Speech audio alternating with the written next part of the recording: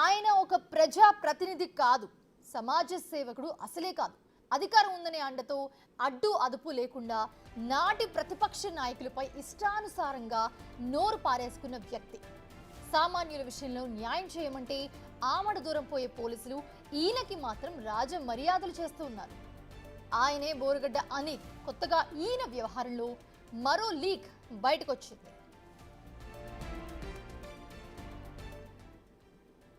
బోరుగడ్డ అనిల్ మ్యాటర్లో రోజుకొక విషయం బయటపడుతోంది. ఇప్పటికే ఆయనకి రెస్టారెంట్లో భోజనం రాచ మర్యాదలు చేసిన వీడియోలు లీక్ అయ్యి పోలీసుల వైఫల్యం బయటపడితే ఇప్పుడు మరో సోషల్ మీడియాలో వీడియో వైరల్గా మారింది. అయితే ఇన్నాళ్ళు అనిల్ కోసం పనులు చేసిన పోలీసులు ఇప్పుడు ఆయన ఆదేశాలను సైతం ఫాలో అవ్వడం హాట్ టాపిక్గా మారుతోంది. అరంజల్పేట పోలీస్ స్టేషన్లో అక్టోబర్ 26 నాటి సీసీ కెమెరా ఫుటేజ్ లీక్ అయింది. రాత్రి 10:20 సమయంలో తన మేనల్లుడిని స్టేషన్లోకి పిలిపించుకున్నారు బోరుగడ్డ అనిల్.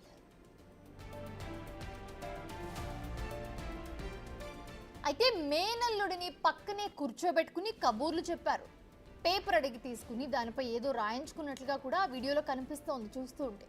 దాంతో అసలు ఆ సమయంలో మైనర్ను పోలీస్ స్టేషన్లోకి ఎలా అనుమతించారంటూ విమర్శలు వెల్లువెత్తుతున్నాయి. పోలీసుల చర్యలతో పోలీస్ స్టేషన్ని రోజుకి గెస్ట్ హౌస్ లాగా మార్చేశారా అని అనుమానాలు కూడా వ్యక్తమవుతున్నాయి. అయితే పోలీసుల తీరుపై ఉన్నతాధికారులు ఆగ్రహం వ్యక్తం చేస్తూ ఉన్నప్పటికీ వారి వైఖరిలో మాత్రం ఎలాంటి మార్పు రాకపోవడంతో ప్రజలు సైతం పోలీసులను చీదరించుకుంటూ ఉన్నారు.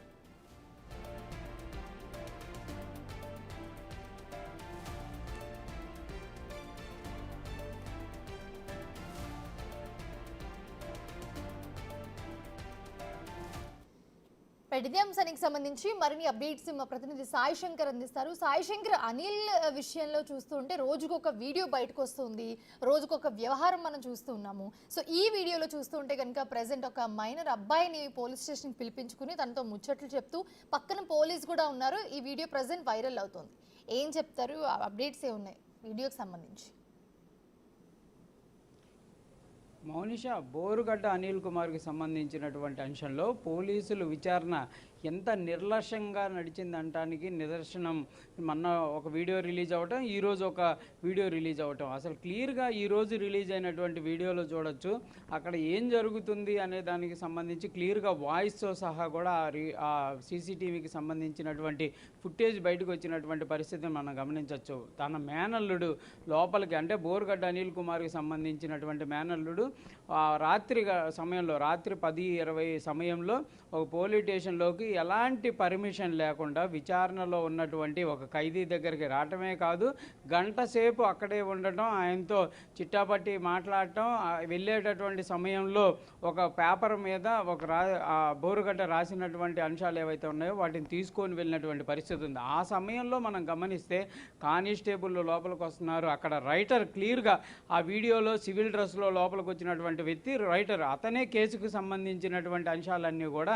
చూసేటటువంటి పరిస్థితులు ఉంటాయి. అట్లాంటిది వాళ్ళందరి ముందే హ్యాపీగా వాళ్ళ అల్లుడితో మాట్లాడటం, ఇదంతా చూస్తే కూడా క్లియర్గా పోలీసుల నిర్లక్ష్యానికి కొట్టొచ్చినట్టు కనిపిస్తుంది. అయితే ఈ కేసుకు సంబంధించినటువంటి అంశంలో బోరుగడ్డ అనిల్కి సంబంధించి విచారణ అనేది నిర్లక్ష్యంగా సాగితే దానిపైన ఓన్లీ సీఏని విఆర్కి పంపించడం జరిగింది, కానీ ఎలాంటి చర్యలు మిగిలినటువంటి అధికారులపైన కానీ ఎక్కడా కూడా చర్యలు లేవు. కానీ ఈ వీడియో ఎందుకు బయటకు వచ్చింది, ఎలా బయటకు వచ్చింది, ఈ వార్త రాసిన వాళ్ళు ఎవరు, ఈ వార్తను ఏ విధంగా ముందుకు తీసుకెళ్లారు అనే కోణంలో మాత్రం పోలీసులు అత్యుత్సాహంగా దానికి సంబంధించి దర్యాప్తు చేపడుతున్నారు. ఇప్పటికే ఒక జర్నలిస్ట్ పైన కేసు కట్టారు, ఆ వీడియోకి సంబంధించి బయటకు వచ్చినటువంటి టెక్నీషియన్ పైన కేసు కట్టారు, వాళ్ళని విచారణ చేపడుతున్నారు, వాళ్ళపైన కఠినమైనటువంటి చర్యలు తీసుకుంటా ఉంటున్నారు. కానీ అసలు విచారణ సమయంలో నిర్లక్ష్యంగా ఉన్నటువంటి పోలీసులు కానీ కానిస్టేబుల్ కానీ వీళ్ళకి సంబంధించి ఎలాంటి విచారణ లేదు. అసలు వాళ్ళు ఎందుకు వచ్చారు, అతనికి ఎందుకు అంత క్లియర్గా అంత విఐపీగా అతన్ని ఎందుకు ట్రీట్మెంట్ చేశారు, వాళ్ళకి ఎవరన్నా నిజంగానే పైనుంచి ప్రెజర్ చేయడం జరిగిందా, వాళ్ళని ఎవరు ఇన్ఫ్లుయెన్స్ చేశారు, ఇలాంటి కోణంలో ఎక్కడా కూడా దర్యాప్తు జరిగినటువంటి పరిస్థితి లేదనే విధంగా చెప్పచ్చు.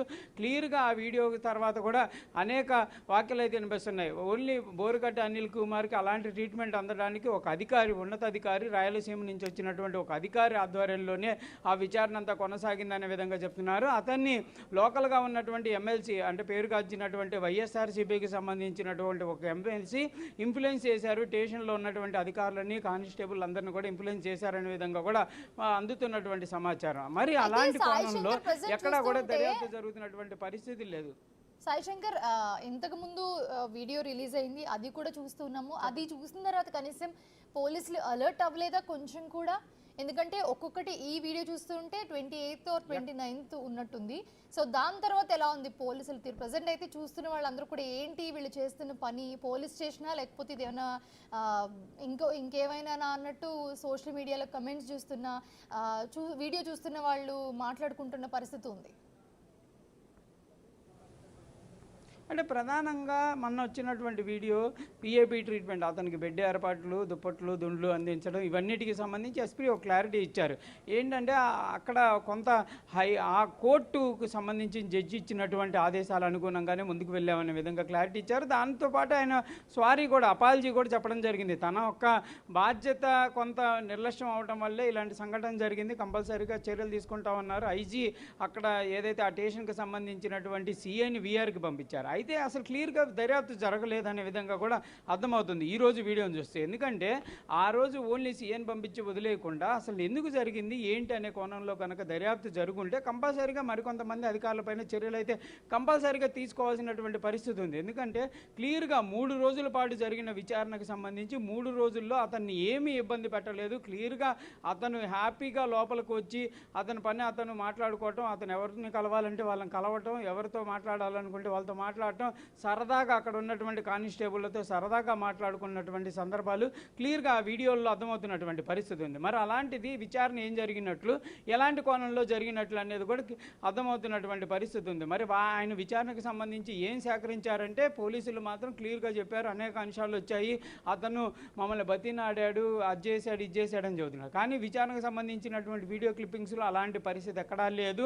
క్లియర్గా అయితే విచారణ జరిగినటువంటి సందర్భమే కనిపించట్లేదు. అతను ఎక్కడా చూసినా కూడా అంటే ఇవన్నీ రాత్రి సమయంలో జరిగే పొద్దున పూట విచారణ జరిగిందనే విధంగా చెప్పచ్చు. కానీ పొద్దున పూటకి సింగిల్గా విచారణ చేపట్టే పరిస్థితి స్టేషన్లో ఉండదు. ఏదైనా విచారణ జరగాలన్నా, ఏదైనా ఇన్ఫర్మేషన్ సేకరించాలన్నా కూడా అతను ఇండివిజువల్గా ఉన్నప్పుడు సేకరించాలి. అది కొంత రాత్రి సమయంలో కొంత సేకరించేటటువంటి పరిస్థితులు ఉంటాయి. కానీ అది ఎక్కడా కూడా ఉన్నటువంటి పరిస్థితులు లేవు.